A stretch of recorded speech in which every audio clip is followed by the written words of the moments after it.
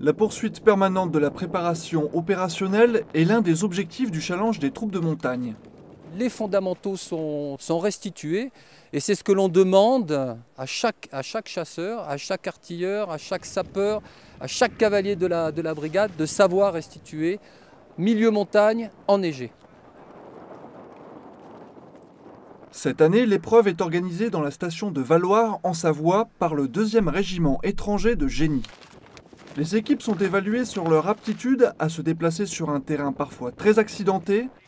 Des aides au franchissement sont alors mises en place pour faciliter leur progression. Un équipement de passage, c'est une zone qui est trop raide à utiliser en ski. Donc on met en place une aide au franchissement. Le déplacement en montagne impose quelques contraintes. Il faut pouvoir faire face à tout imprévu. Elles sont en autonomie dans le sac à dos. Donc dans leur composition du sac, il y avait de quoi survivre au moins une journée.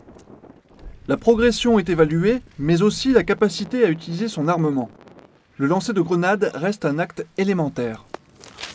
Le parcours se termine par l'évacuation d'un blessé sur un traîneau qui est systématiquement emporté pour chaque déplacement en montagne.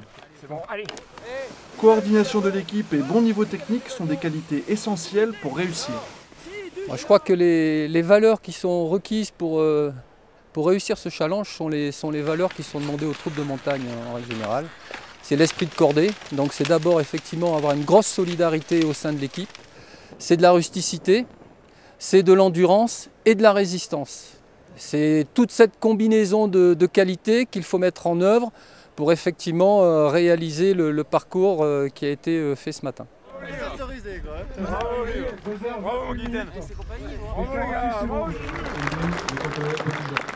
Cette année, le trophée Gentiane est remporté par le 13e bataillon de chasseurs alpins.